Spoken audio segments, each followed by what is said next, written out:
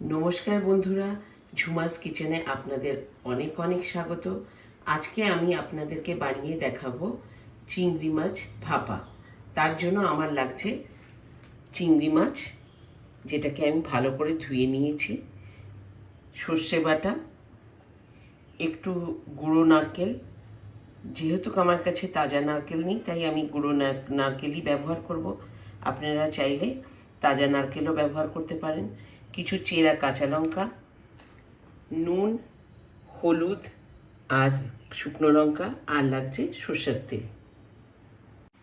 সব থেকে প্রথমে আমি সব চিংড়ি মাছগুলো একটা বাটিতে, যেটার মধ্যে তেল রাখে, সেটার মধ্যে নিয়ে নেব।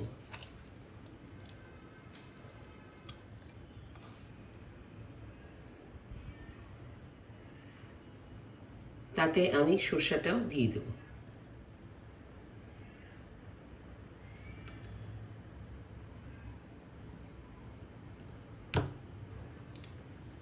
আর দিয়ে দেব কিছু নারকেল গুঁড়ো।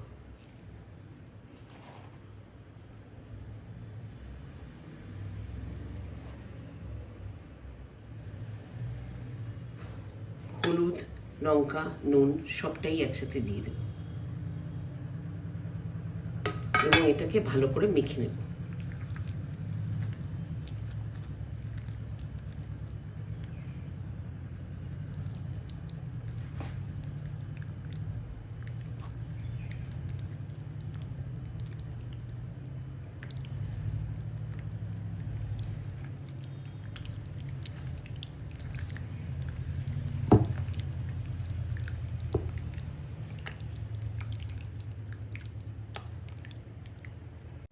এবার আমি এটাকে একটা টিফিন বক্সে ভরে নেব।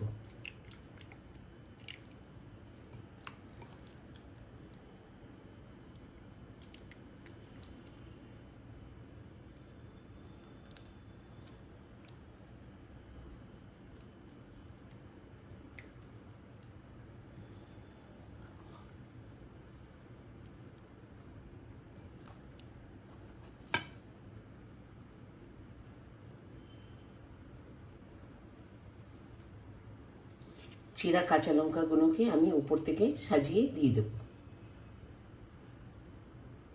আর টিফিন বক্সের ঢাকাটা বন্ধ করে নেব।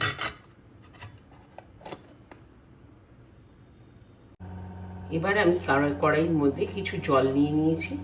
এবার এই জলের মধ্যে আমি একটা ছোট স্টিলের বাসন বসিয়ে দেব, আর তার উপরে টিফিন বক্সটা আমি চাপিয়ে দেব, আর সাথে দিয়ে দেব ঢাকা। গ্যাসটা অন করে নেব এবং ওটাকে সিমে করে দেব। এখন এটা আমরা ভাপে তৈরি হওয়ার জন্য এরকম রেখে দেব। দেখুন বন্ধুরা, মাছটা 15 মিনিট ধরে গ্যাসে রেখে দিয়েছি এবং ভাপে রেখেছি, আর এটা ফুটছে। মনে হয় এখন আমাদের মাছটা হয়ে গেছে। এখন আমরা এই মুহূর্তে গ্যাসটা নিভিয়ে দেব এবং অপেক্ষা করব এরকমভাবেই যে টিফিনটা একটু ঠান্ডা হোক, তারপরে আমরা এই টিফিন বক্সটা খুলব। দেখুন বন্ধুরা, আমি এখন গ্যাস থেকে আর জলের থেকে ওই টিফিন বক্সটা বার করে নিয়েছি। এখন আমি এটাকে খুলব। দেখুন বন্ধুরা, কি সুন্দর আমাদের চিংড়ি মাছটা ভাপা রান্না হয়ে গেছে। আপনারাও এরকম করে একবার এই চিংড়ি মাছটা বানিয়ে দেখবেন। এটা খেতে এত সুস্বাদু হয় যে কি বলবো, অনেকটা ভাত খাওয়া হয়ে যায়। আর এটা রাঁধতেও খুব সহজ। আপনাদের যদি আমার ভিডিওটা ভালো লাগে তাহলে একটু লাইক করে দিন আর একটু শেয়ার করে দিন। আর যদি আমার চ্যানেলটা ভালো লাগে তাহলে এটাকে সাবস্ক্রাইব করে দিন। Thank you.